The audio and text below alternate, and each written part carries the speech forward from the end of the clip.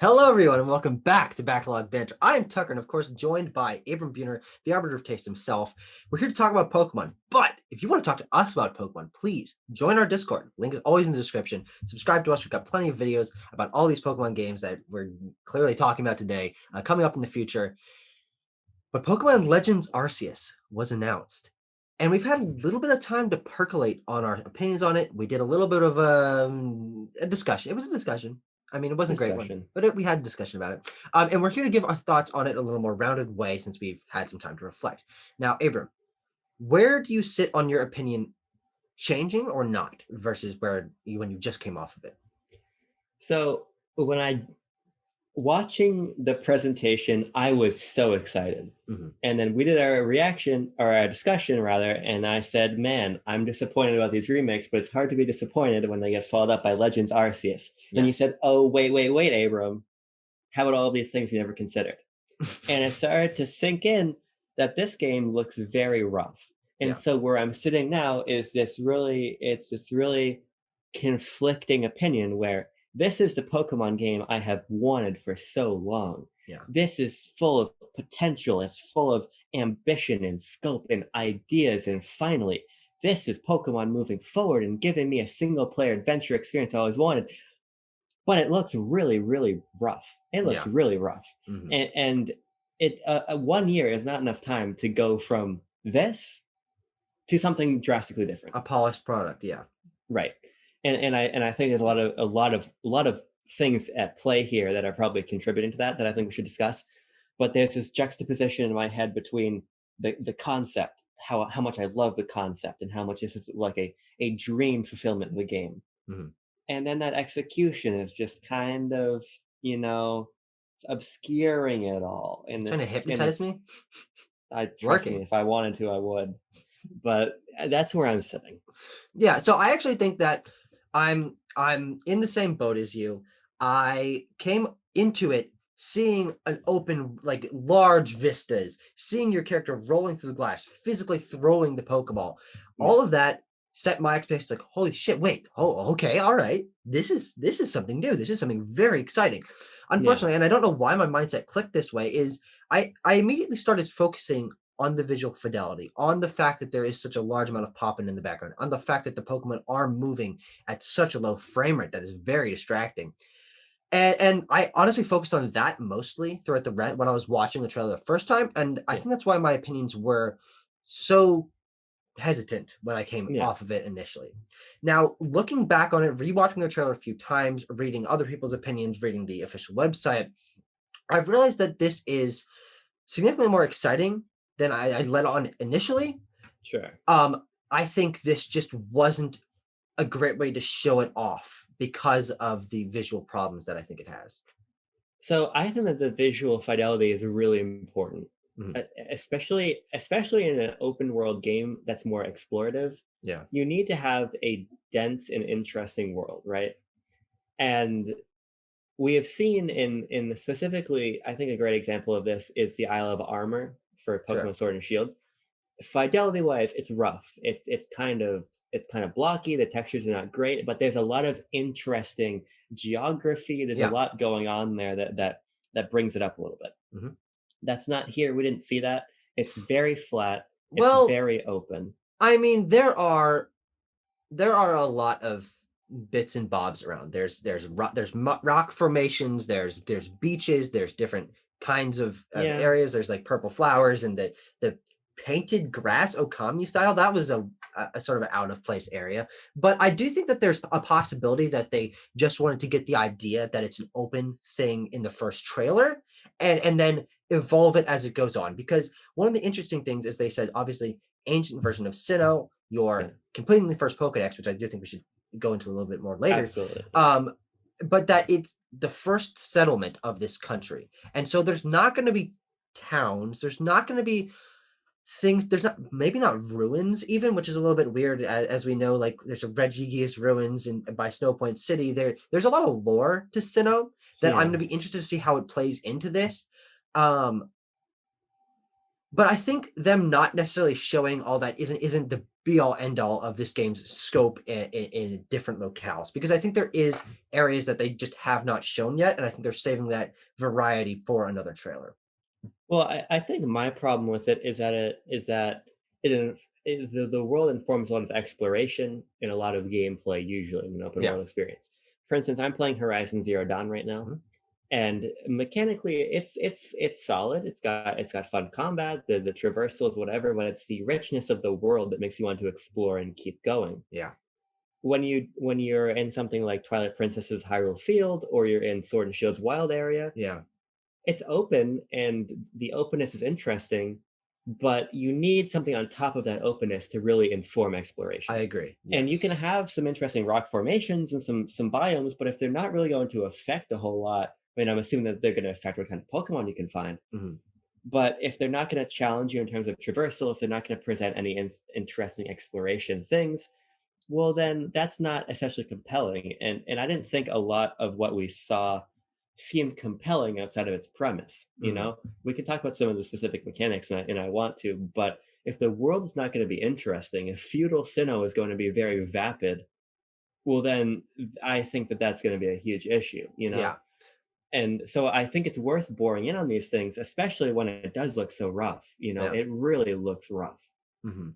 I I'm worried about the scope of this game, because they're selling it as this open world action adventure with Pokemon elements, Yeah. Pokemon story, Pokemon characters, catching Pokemon, battling, all of that. However, the concept of as far as we know, of course, we're on the first trailer of the game a few hours after its announcement, so there could be Yeah. plenty hidden. There's only there's only one city, and it's your hub, and you have to keep going back to it. Now, is that going to prevent you from having a larger world to explore if you do have to keep finding ways to come back to this area to heal your Pokemon, trade, to shop, to meet new characters, to go on to like accept quests, all of that? Because the world of Sinnoh, I think, in the games is so interesting because the towns are very disparate. You've got Pastoria, you've got the Marsh, you've got Sunny Shore City, which is full of uh solar panels. That's what we're looking for. You got Snow Point City, you've got Canalave, you've got Sand Gem, all these different environments Yeah. they're based on the basic areas around them, but it's the towns, I think, that really introduce something unique, especially for Sinnoh. Because I think Sinnoh is where the cities really started getting interesting. I think Hoenn had some too. But if it's just going to be the Sand Gem area is just a beach, or Pastoria is just a marsh, and there's nothing else on top of that to really engage you, I'm curious as to see if they're gonna maybe want to shrink it down a little bit, or how would that even make sense? Like, what the area they're exploring, which part of Sinnoh is that? Can we even tell without knowing the map in our head of where we've been physically on those lines in the old routes? I'm just concerned a little bit, but mostly hesitant to see how big this is going to actually be, because one town, I think, is a big issue. I think it depends on what you're looking for out of the experience, because for me, that doesn't really bother me, because the idea of really setting out into the wild as a Mhm. Pokemon trainer and exploring and maybe even creating settlements is so Sure. interesting. Like Pokemon camp. How about you Mhm. set up a Pokemon camp? It's nighttime, so you gotta pitch your tent, and maybe you can play with your Pokemon then. And Sure. maybe you don't go all the way back to the same town to heal and everything, but you have to set up your own little base camps around. Mhm. I think there is a lot of potential here for some interesting gameplay mechanics. Mhm. It's just going to be a function of if they're implemented or not, because the premise of let's make the first Pokedex is very vague. Yeah. And that implies you're going to need to explore every corner of the Sinnoh region to be able to True. document everything that it has. Mhm. So that implies to me that either, like you said, it's very small, or that there's some more almost survival like elements to the game, Sure. Yeah. which would be so cool. But like I said, it's all tempered by the fact that it looks shaky. It looks like it's being built on a shaky foundation, which I think could unfortunately be emblematic of maybe not a lot of mechanical depth, like you're saying. Maybe there's Mm. not a lot to it. Yeah. Maybe this feels almost like let's tie her all together like the Bowser's Fury of Sure. Pokemon games, you know? Yeah. I think this is interesting side tangent. It's something entirely new Yeah, for the Pokemon series. They have gone on record on official reports that this is a spin-off game. This is not the yeah, direction that the main series is going. And I think that might hold it back in some regards because I think the idea of incorporating these kinds of mechanics of dodge rolling, of physically throwing your Pokeball, of it being more action oriented into something that is what more familiar with would feel like a larger step forward. But the fact is they are time wise and design wise from what we're used to taking a step back and then implementing these new ideas. I just think that's kind of interesting. it's definitely interesting. I'm a little I'm glad this at least starting off as a spin-off game because I Mhm. don't that these ideas could come to the main line eventually, right? But I think starting off as this own kind of segmented thing where we're going to play a little bit is probably a good place to start. Mhm. Especially because a concern I have is what's the depth of the capturing mechanic? For Yeah. as great as Let's Go is, I think one of its weaknesses is that its capturing mechanic is fairly shallow at a Mhm. certain point, you know? And if it becomes okay, I'm approaching a Rhydon. Every Rhydon, I got to sneak up on it from behind, chuck the ball, it's going to catch. You know, if some of these ideas end up wearing a little bit thin, perhaps it's better that we start it as a spinoff and sort of feel things out because I think a Sure. lot of this game is going to have to be felt out. But I am happy with the experimentation. I'm Mhm. happy with that. I'm really happy about that. But I think experimentation isn't worth a whole lot if it's not in the context of a polished and enjoyable game. You know? Yeah, I think what I was trying to get at more so not that it was a spinoff, so that's a bad thing, but Yeah, is that because it's a spinoff and because all we know so far is one town exploration building the first Pokedex, yeah, what's the structure of this game?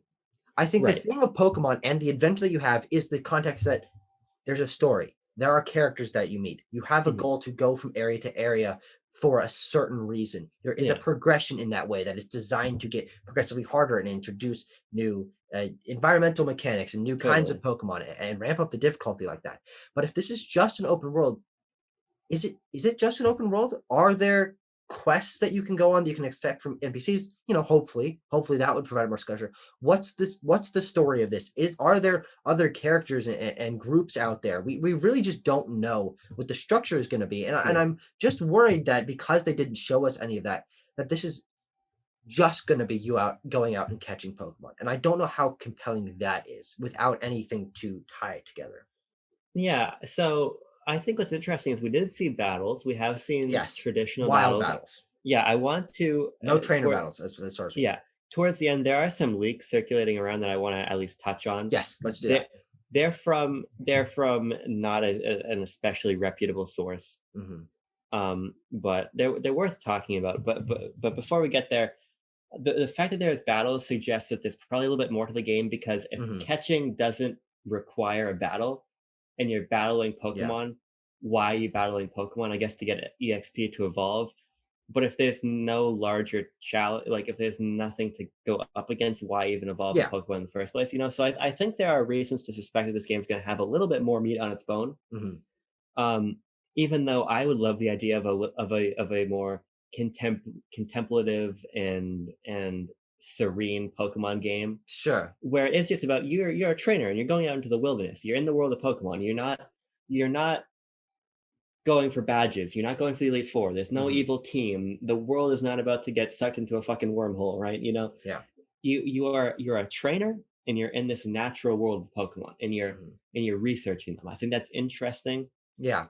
I So it could uh, be cool. so actually you gave me something that I kinda hadn't considered before, is maybe the goal of this isn't a place, it isn't a person to beat.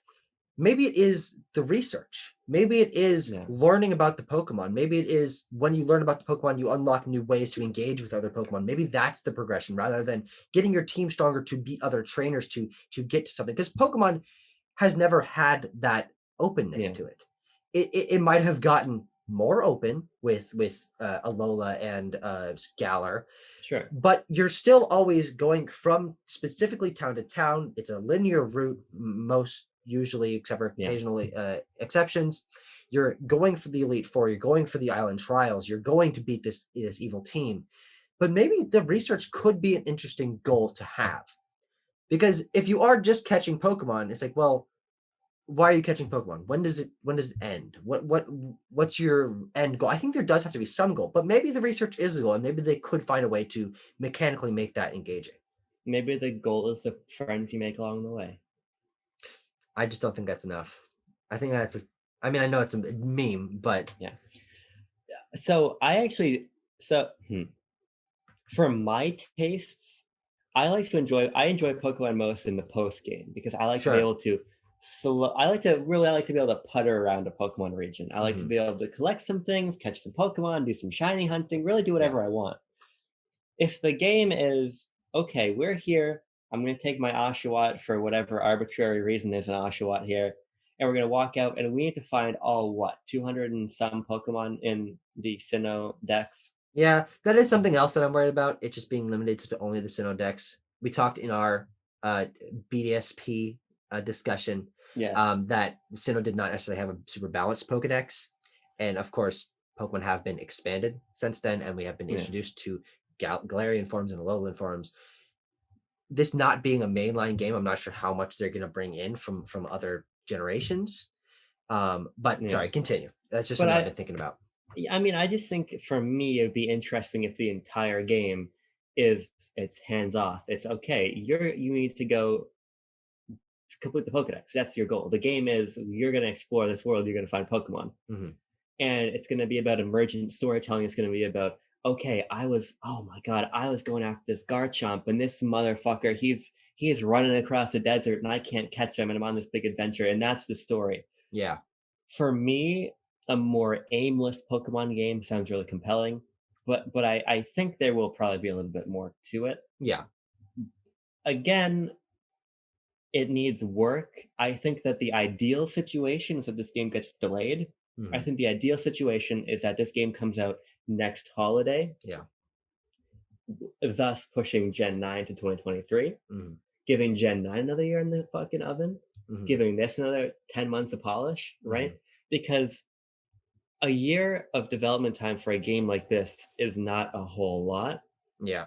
I mean, Pokemon already crunches the shit out of their team Mhm. to get some of these games done, and the result is a Sword and Shield, right?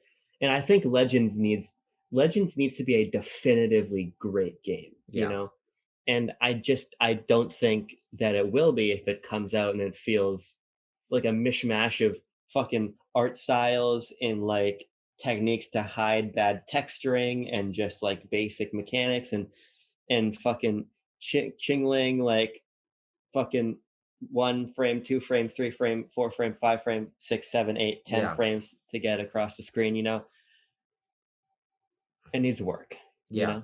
I do think that it's just interesting to me that this game is early next year. That's such a weird slot for a game of this importance, I think. It's coming out shortly after a remake which is not made by Game Freak, which we talked about Yeah, earlier. It's the end of the 25th anniversary.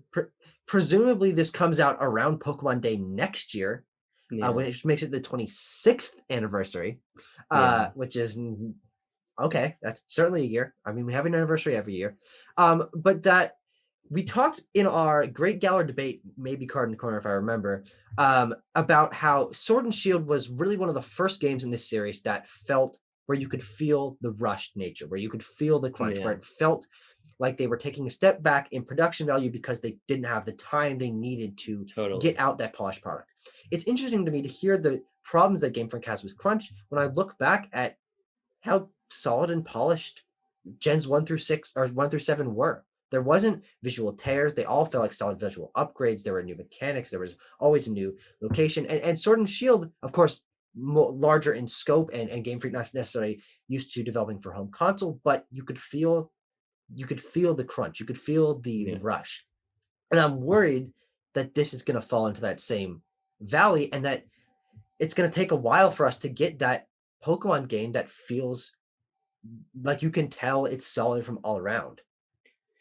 I want to get conspiratorial for just a moment. Great. Ideal. Do it.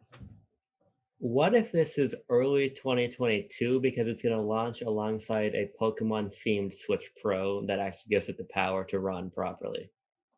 That's pretty Mar- conspiratorial. March 2022, time for a new hardware revision. Switch Pro is probably not coming this year. Yeah. This game obviously is not going to run very. I mean, you can eke a lot of power out of the Switch if you know what you're doing, right? I, Monolith does it, but but can Game Freak? That's the that's thing. right. We've seen Dragon Quest XI run and look great. We've seen Skyrim run and look great. Breath of the Wild, of course, in some areas with frame drops, but Xenoblade. Yeah, Xenoblade 2. These games that Game Freak just clearly doesn't know how to capture the power of what they're working on. Yeah. Now here's the question: when does this come out in relation to Breath of the Wild 2? I mean, if Breath of the Wild, I don't know. I just like the reason I was thinking what I was thinking is because there has to be some fucking reason it's launching early 2022 because that doesn't make a lot of sense, right? Yeah. To me, it either means that there is some kind of hardware thing and that's going to be we're going to push the hardware with Pokemon, which is a killer combination, even Yes. if the Pokemon game is fine at best, you know. Mhm. Or Gen 9 is holiday, but why lock that into holiday if you've got another game? It just feels like this, it feels deliberate. Yeah. At the same time, who's developing this? This is probably the B team, the Yeah. remake team, right? So you definitely don't put you don't put the B team on a project that they're not equipped for and put that next to Breath of the Wild 2. You don't do that, right? Mhm. Some people were saying this. I think some people on Twitter were saying it. This should have been the one that was outsourced, not Diamond Pearl remakes. Sure. Yeah. Because just fucking let Monolith do it. Just let them do it. Just let them fucking do it. I don't really like Xeno. I wish I liked Xenoblade. I should say, Hmm. but let them make it. Let them make this game. Yeah. But Tucker, do you want to get into a couple of leaks? Yes. Let's do it So because this is this could make or break. I mean, obviously, we don't know how yeah, real these are. This could make or break my interest in this game because actually, I haven't looked at them yet. yeah, You know more about this than I do, and I haven't seen your opinion shift yeah. necessarily yet. But let's So the go. reason my opinions haven't shifted is because this is from Centro Pokemon Leaks, which have a not great track record. They were principally behind Pokemon Stars. They've said a lot of stuff that ended up not being totally accurate. But they have a screenshot here that looks like an internal development slide from the game. Okay. Tucker, I'm gonna send this to you. Maybe you could put it on screen Oh, for a second so people could see it. sure. Yeah, I can do that And I also in sent this to you, post. but it's an internal development slide. These are screenshots that we did not see in the trailer, you know, s but Okay, it's but it's in clearly Japanese. yeah, it's clearly in the engine of the game. So that would, I mean, that would be hard to fake, right? Sure. So essentially, it says after translation that the combat is ATB, active time battles, sort of like a Final Fantasy VII original Final Fantasy VII type of deal. Mhm. Seamless battle transitions. Yes. If you don't have any Pokemon, your character gets attacked instead of your Pokemon. If you get Okay. hurt enough yourself, the battle ends. And so that's the information that was pulled off of that slide. So seamless transitions into battle is interesting. Yeah. The potential that it's not just straight turn based is Mhm. interesting. Mhm. The idea that your trainer can come under fire is interesting. I like the idea that the Pokemon world's finally going to be dangerous because Yeah. nothing feels quite so vapid as being in the wild area and ringing the bell on your bike and a big Pokemon goes "Grrrr!" and runs into you and nothing happens and a wild battle starts. Mhm. So kind of communicating that Pokemon have a sense of weight and danger to them is interesting. I don't trust Centro Pokemon leaks. I think the fact that this internal slide came from wherever gives them a little bit of credence Sure. because I mean that's hard to fake. That's a Yeah, it really really hard one is. to fake. Yeah. S- So s- so actually I have some pretty interesting thoughts about this. One thing I actually sort of looked at and forgot to mention is that one thing I'm very pleased with is the battles taking place physically in the location where you yes, encounter the Pokemon. You aren't yes, teleported to a floating circle. You're not even teleported to an area that looks similar to it that is designed to be a background. Um, you know, Gen 7 yeah, and 8 come to mind. Um, but you're actually finding them on the hill that you encountered them on, in the grass behind the tree, like all of that stuff. And I think that is really cool. It will make it feel a lot more engaging. It'll make it feel more cohesive. It won't make it feel like there's probably not even, as I said, a seamless transition. Won't even be like that shoop, shoop, shoop, that transports you into that. And one thing on the official site, which I did read, is that all you do is throw your Pokeball of your Pokemon near the Pokemon that you want to battle, and then the battle starts. And if that action transitions into your Pokemon taking actions in an active battle that isn't stopped, that's really cool. And it also makes it feel like more of a spinoff. It makes it feel like they're trying something completely different rather than it just being the spinoff nature, being it being more open. Because you are doing something more active. This is very exciting. This is very exciting. You're fucking speaking my language. You see, god damn it, there's a Garchomp running towards you. You chuck your Pokeball out, your Pokemon hops out, and right there the fucking 4 moves menu comes up. Yeah. And immediately my big boy Torterra is fucking staring down this Garchomp, and we're right in a fight right there. There they are. Get the vibe check. The goosebumps. And I think the narrative for me around Legends is that my soul will literally be crushed if this game does not turn out well. Yeah. Because this, honest to fuck, Tucker, is a dream game. Yes. And I think that's the pervasive attitude towards this game. I think a lot of people have been able to not notice because of the veil of hype, the technical issues that we've been able to pinpoint this game has, because this is what you imagine Pokemon being when you were a kid. This is the game that has been waited for, quoting Andy Cortez from Kind of Funny, since the dawn of time. This is what humans have been waiting for. Pokemon where it's an open world, you chuck your Pokeball and you just fight. You just go. Oh God. My tune just changed. But here's the thing. I can't let mine change because I can't. Oh no. Because like I said, there's a juxtaposition here. Yeah. I wish I'd known about this before I started recording. I should have read the leak. There's the nugget that we've been wanting for 25. Well, I mean, I'm only 20, so I haven't wanted it for 25 years. I've wanted it for probably 16 years, you know? Yeah. But like, and then there's the fact that Piplup is bebopping and scatting with Jaggies around his fucking wing. Mm-hmm. And then Badoo just is having a seizure, you know? And like the grass is just in the trees and the poppin' and the emptiness. I wanted them to say Pokemon Legends Arceus, the game will release in 2024. Yeah. You know? This is such a big project that we have so much leaning on. This is the future of the franchise that we want to give it the time it deserves to be polished and come out as the best product it can be. Unfortunately, Tucker, do you understand that they're giving perhaps the most exciting Pokemon game in maybe ever to maybe the B team, and giving them like, what if you had like maybe a year to make it? I don't know. It's interesting to think about when this maybe started development. I would say probably came alongside them coming up with the idea of the wild area. And then they're like, okay, well, what if we made this into something else? Give this to the B team. Oh shit, wait, they're supposed to make Diamond Pearl remakes. Oh, okay, well, Ilka, you do it, lol. I think that's exactly what happened. I just want this game to be good. Here's the thing. This mechanical stuff does change my tune on it, because it does make it seem like something more substantial. I was worried that it was just going to be catching. But if it's catching through the suit of you doing Xenoblade style battles with Pokemon, that in itself is unique enough to compel me to want to keep exploring it and keep engaging with these mechanics in a new way. I was under the impression the entire way through that this was, and obviously it's leaks, we don't know for certain, but that this was going to be just turn-based battles and you go out and catch Pokemon. So, okay, well, that's the same as we've done before. Or I guess, well, you can actively throw your Pokeball. We knew that. But I was just worried that it was going to feel like what Pokemon was before, just stretched out thinly into something larger. But if they really are fundamentally changing the way you interact with the world,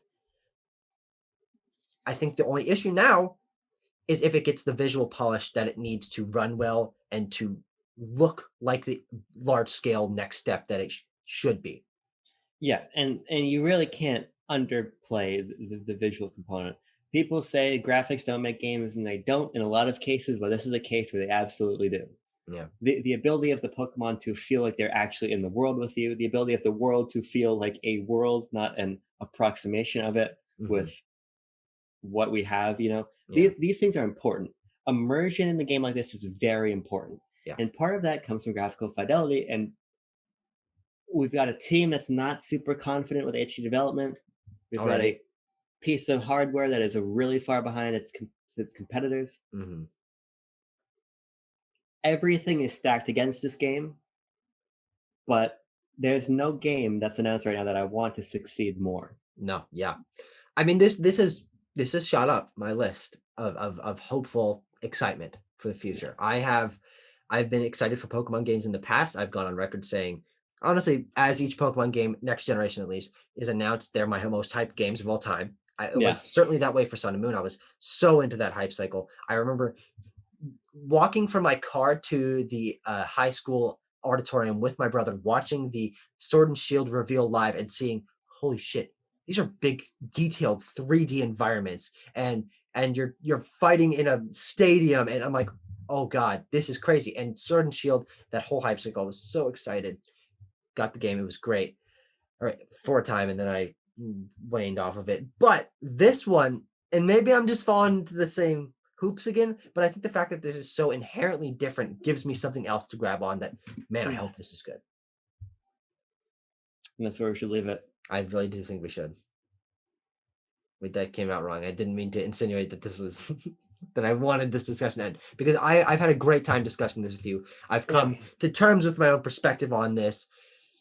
And I'm just so excited to get more news over this over the course of the next year.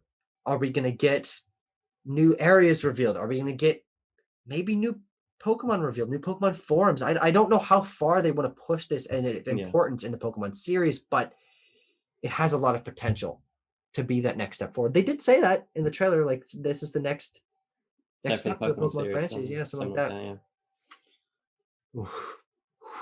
Let's fucking do it. Let's do it. Let's do it. Game Freak, new guy with the nice hair and the glasses. Fucking make it happen. Presumably the director of this, maybe. I don't know if we know. I'll have to rewatch the thing if it said, but I don't know if that new face can bring new brains, new brawn, can bring a new idea to Pokemon, and it can work. I will be all on his side. Maybe he's the new Koyazumi for Pokemon. Let's hope. All right, and with that being said, thank you very much for watching, guys. I know this one a little long-toothed, but I think if you followed through, you realize why we need to talk about this one so much. Yes. We are big Pokemon fans. We're excited for the future. We're going to be covering every detail and every trailer that this game comes out on. We'll probably be having more discussions about how our opinions change over the course of the next year. And when it comes out, review, impressions, discussions on the game, post-launch, everything. This is going to be the focus in my mind for video games the next year, to be honest. But we'll see you guys in those videos. Bye. Have a good day, gamers. Ugh, that was really nasty. I don't like your tone of voice, mister.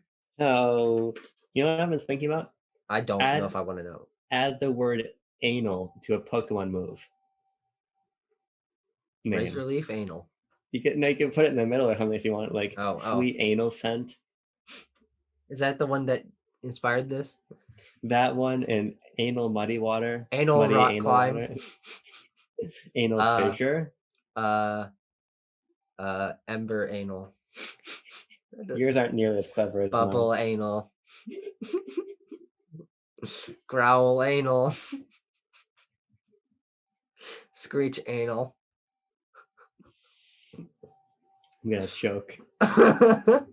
Anal sing.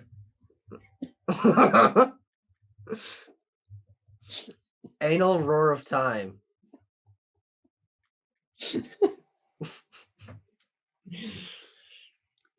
Spatial anal rend.